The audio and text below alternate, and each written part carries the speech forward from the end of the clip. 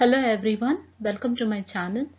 Today I am discussing the general principles of user interface design. So here the design goals in creating a user interface is described, and they are fundamental to the design and implementation of all effective interfaces, including GUI and the web ones. So these principles are general characteristics of the interface and they apply to all the aspects. Now coming for the first one, that is the aesthetically pleasing. Aesthetically pleasing means here a design aesthetic or visually pleasing composition is attractive to the eye.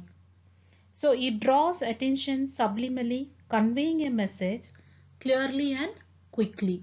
So it provides visual appeal by following these presentation and graphic design principles. So it provides meaningful contrast between the screen elements, and it provides a visual appeal is provided by following the presentation and graphic design principles, including meaningful contrast between the screen elements. So it creates spatial groupings and aligning the screen elements and the groups, providing three-dimensional representation, and it helps in making use of the color and graphics more effectively and simply. So we say a good design combines power, functionality and simplicity with a pleasing appearance. So here how visually the interface is attractive to the eye, so that it is conveying some message clearly and quickly. It makes the computer system accessible very quickly and inviting the user to make use of that particular system. So that is nothing but aesthetically pleasing. So the interface should be aesthetically pleasing. It should attract the customer, the user, to make use of it, to design some presentations, to provide the groupings and align the elements in the screen, provide the representation, 3D dimensional representation of the objects with proper coloring and graphics. Next is the clarity. Clarity means the interface should be visually, conceptually and linguistically clear. It means the interface must be clear in visual appearance, concept and the words what we are using. Visual elements should be understandable, relating to the user's real world concepts and the functions we say. The metaphors or the analogies, that is the jargon what you are using, it should be realistic and simple. And interface words and the text whatever we are using, the words and the text what you're using, it should be simple and should be free from the jargon. So this is about the clarity. Next, coming for the compatibility. Here compatibility, it provides the design must be appropriate and compatible with the needs of the user or the client we say. So here the user compatibility, the task and job compatibility and the product compatibility of the system is often should be considered. So coming for the user compatibility, the designer must be appropriate and compatible with the needs of the user or the client. So we say that effective design will start only understanding the user's needs, and the designer should see that the user should see the needs of the user and how the user will adapt to that point or view. So keeping that, he has to design an interface. So one of the common error what the designers make is they think that all the users are alike, but all the users are not same, they are not alike. So one user will be different from the other one. One may be very fast in catching the graphics and design, but the other person might be needing some training. So it varies from person to person. So the user might be an experienced man or he might be new to that system. So then how he has to undergo some training. So first, when designing the interface, the designer should know the user. First you should know the designer.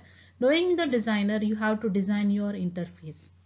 And next comes the task and job compatibility. So the first thing to be considered in designing the interface, the design guideline is know your user and then you design the interface.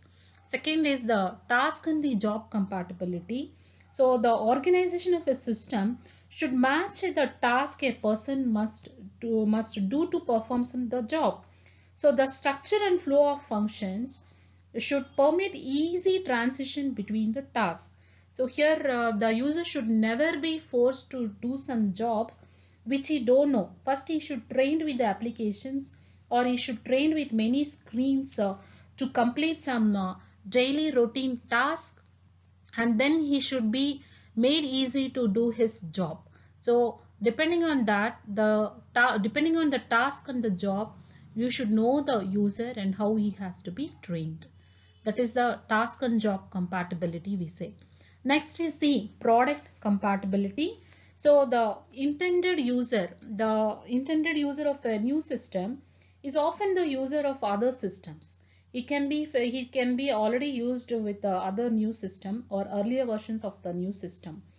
His habits, his expectations and level of knowledge have been established, and yeah, he might be brought to bear when learning the new system. So he may be having some other habits, but now he has to learn the new system. He may feel difficulty in learning the new system if he feels if he's not compatible, or else since he has some experience and knowledge, he may quickly learn that system and he get boredom there. So it means that his expectation is something different from the already which is given to him. So that is called as the product compatibility. Either he is an experienced user. If he is an experienced user, his expectation will be high. If he is a new user, then he has to be trained how to use that system. So here this is also some of the design guidelines to be considered. Next is the comprehensibility. Comprehensibility means here a system should be understandable and flowing in a comprehensible and meaningful order. So a system should be easily learned and understood. A user should know the following. That is, whenever he is using an interface in a system, what to look at, what to do, when to do it, where to do it, why to do it, how to do it. So here the flow of actions, responses, visual presentations and information should be in a sensible order. That is, to recollect and place in the context. That is, the user is using some graphics in his project or in his work or in his task. He should know how to handle it, what to use it, when to use it, how to use it, and he should know how the flow of information will be if he performs this action. So that is the comprehensibility. And next is the configurability. Configurability permit easy personalization, configuration and reconfiguration of the settings. So easy personalization and customization through configuration of a system enhances a sense of control. It encourages, what it does, it encourages a sense of control to the user, and it encourages an user to play an active role in understanding the system. So some people will prefer to personalize a system to better meet their preferences. Other people will not accept what is given. So still others will experiment with reconfiguration and then give up, running out of patience, or when there is no time they try to give it up. So here it encourages an active role in understanding the system. Next is the system consistency. So a system should look, act and operate the same throughput. That is, it should operate the same throughout because similar components should have a similar look and have similar uses, and they may operate similarly. So here the same action should always yield the same result. The function of elements should not change. The position of standard elements should not change. So here the system, whatever you are using, if you are using the same components in different applications, but all have to perform, they have to look in a similar way, and all should be used in a similar, they should be used for a similar use, and they should operate in a same way, they should not change.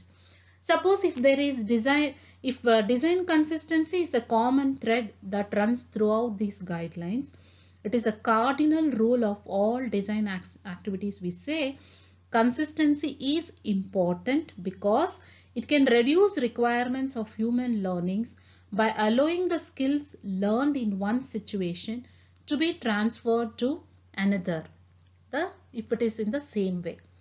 In addition to increased learning requirements, inconsistencies in design has a number of other prerequisites and byproducts. So here, if it is not properly, if there is an inconsistencies means, then more specialization by system users is needed.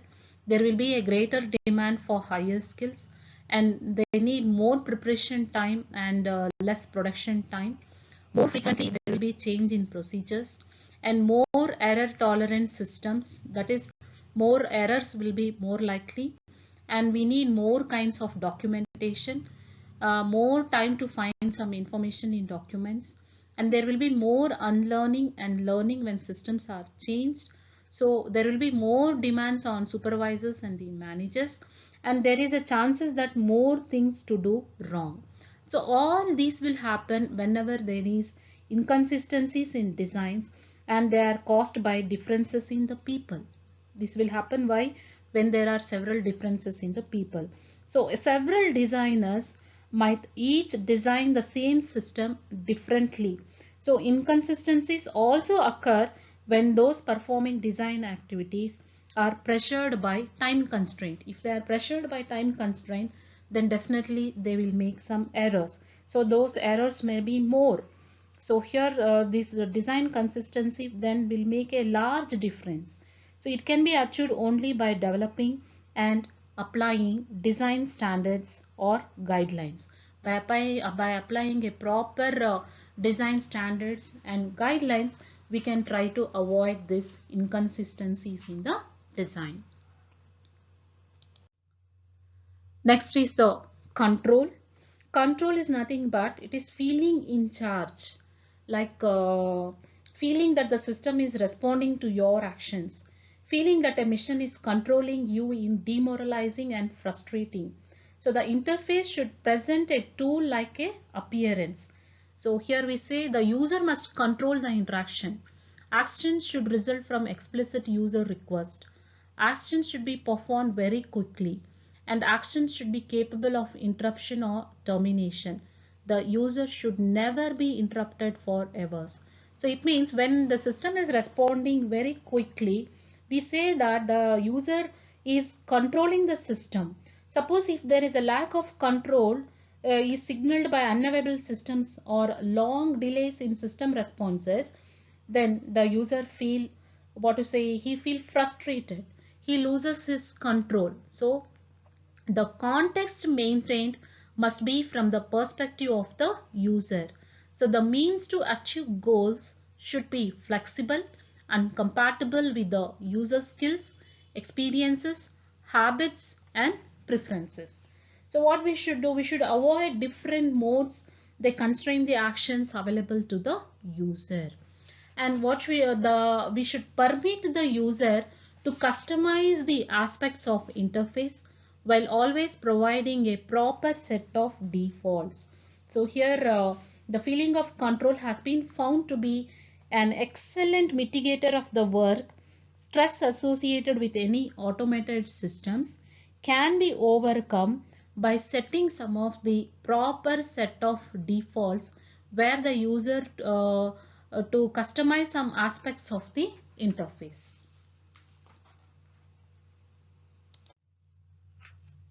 So next, coming for the directness. Here the task should be performed directly, and available alternatives should be visible to the user. So provide direct ways to accomplish some task, and what are the alternatives available should be visible to the user, and the effect of actions on objects also should be visible to the user.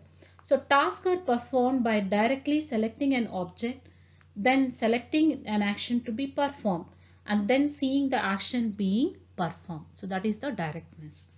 Next is the efficiency. So efficiency means the eye and the hand movement here. Minimize the eye and hand movements and other control actions. So here one's attention must be captured by relevant elements of the screen. Okay, element of the screen when needed. So sequential eye movements between screen elements should be predictable and it should be short. So web pages must be easily scannable and all navigation paths should be as short as possible. Manual transitions between various system controls should also be as short as possible. So what we have to do, the navigation paths, whatever we are using should be short and the eye movement through a screen should be obvious and it should be sequential, we say. So anticipate the user's wants and needs whenever possible. So here when the interface is designed, we should see that we should try to minimize the eye and hand movement, and we should not require user, we should not allow the user to search for and gather necessary information and tools for a long period of time. So avoid frequent transitions between input devices such as the keyboard and the mouse. So next is the familiarity. So employ familiar concepts and use a language that is familiar to the user. The interface what you are designing, we have to employ some familiar concept, build on the user's existing knowledge, build into the interface concepts, terminology, workflows, and spatial arrangements which are already familiar to the user. Keep the interface natural, mimicking the user's behavior, and use the real world metaphors, that is the functions and the jargons, computer jargons what we are using. Use the real world metaphors so that the operations what the user is doing, the dialogue should mimic one thought processes and the vocabulary. Next, how flexible? Flexibility. Coming for the next design principle, flexibility. Flexibility is the system's ability to respond to individual differences in the people. So what we have to do, a system must be sensitive to the differing needs of its users, enabling a level and types of performance based upon. So here the system should permit people to choose the method of interaction that is most appropriate to their situation. People should be able to interact with the system in terms of their own their own particular needs, including knowledge, experience, and personal preferences. So here he should be able to apply his knowledge, skills, experience, his personal preference, his habits, and the situations, the conditions at that moment, how he is using. So flexibility is not without dangerous. High flexible systems means high flexible systems can confuse the inexperienced people, causing them to make some errors. So for this reason, flexibility appears desirable only for the experienced users. So the novice users should not be exposed to system flexibility at the start, but only as experience is gained, he can be exposed to this flexibility.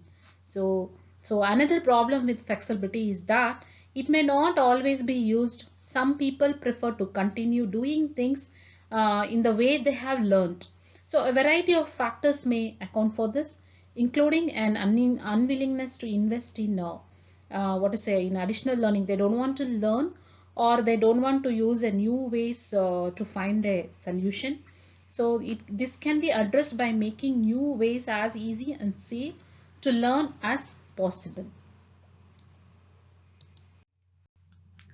Next is the forgiveness. It is often said that to err is human. So the corollary to the statement, at least in computer systems, might be to forgive is good design. People will make mistakes. A system should tolerate those that are common and unavoidable. So a forgiving system keeps people out of trouble. So it should tolerate and forgive the common unavoidable human errors.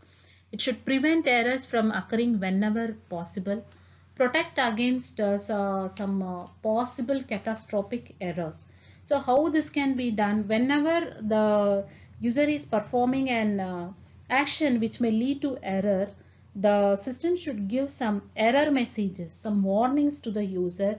So a fear of making a mistake and not being able to recover from it it should be a primary contributor to fear of dealing with the computers. So prevent errors from occurring by anticipating where mistakes may occur and designing to prevent them. So what we should do, we should permit people to review, change and undo actions whenever necessary.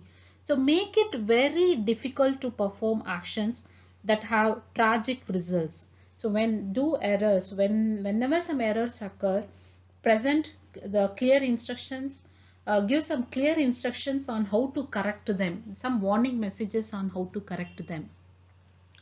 Next is the predictability.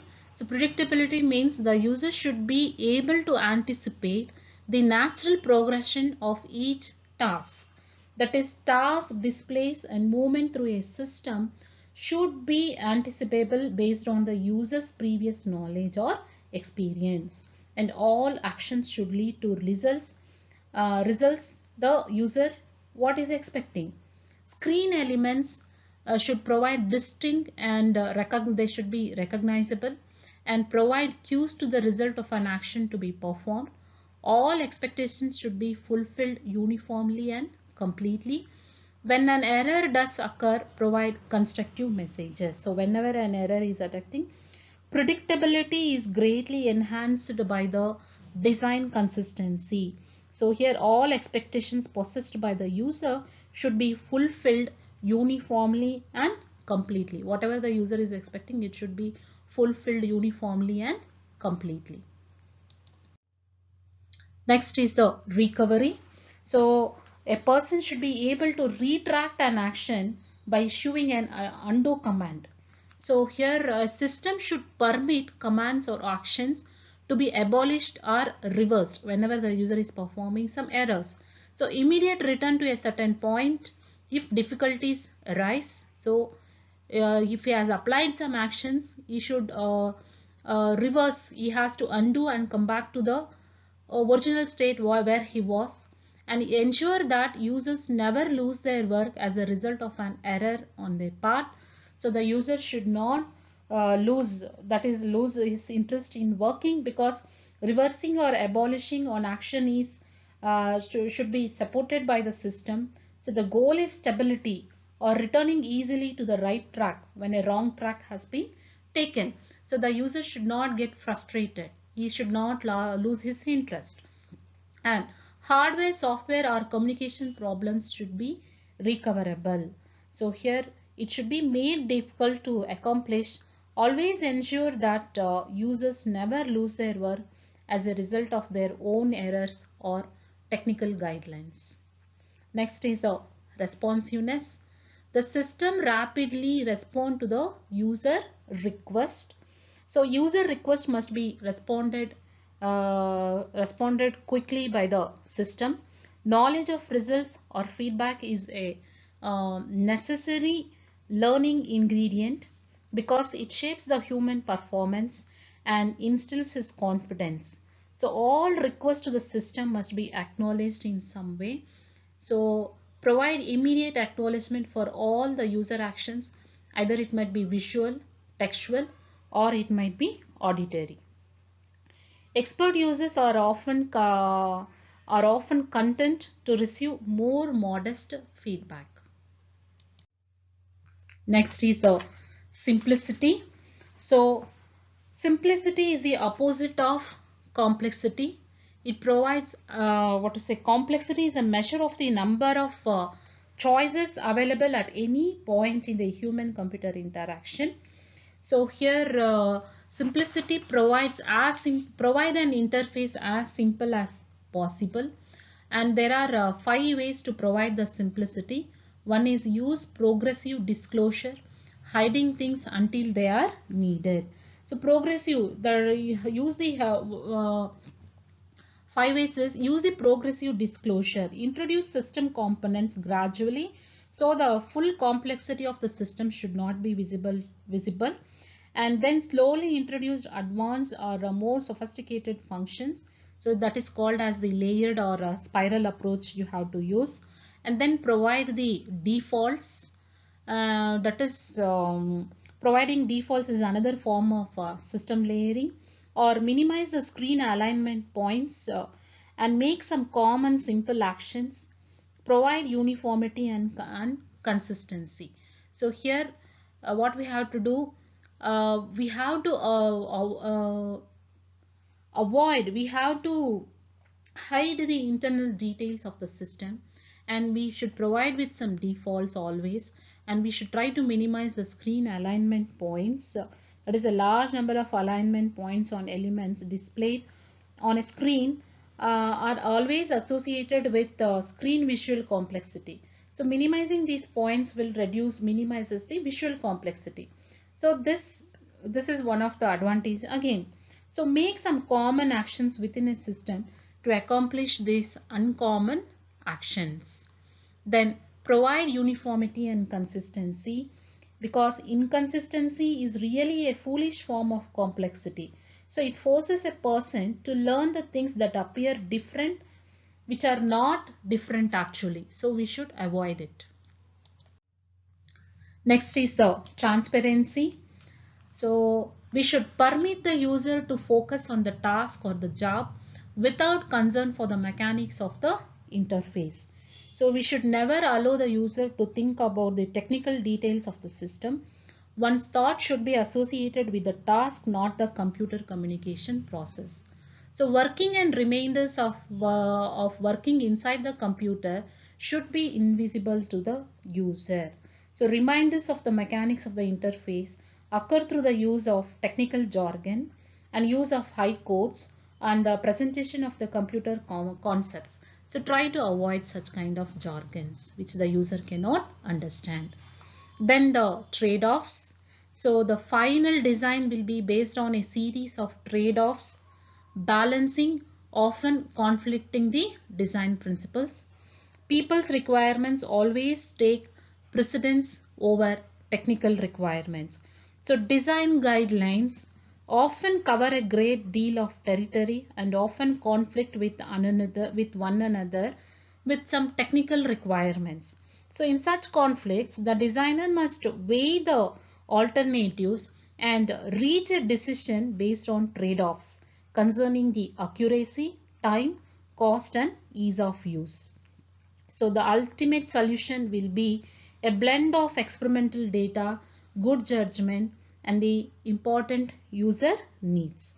So here these are some of the design guidelines design principles which the design interface the designer has to consider in designing any of the interface. So he should come up with a standard design guidelines to make the interface more efficient, and it should be effectively utilized without any stress or frustration. Thank you.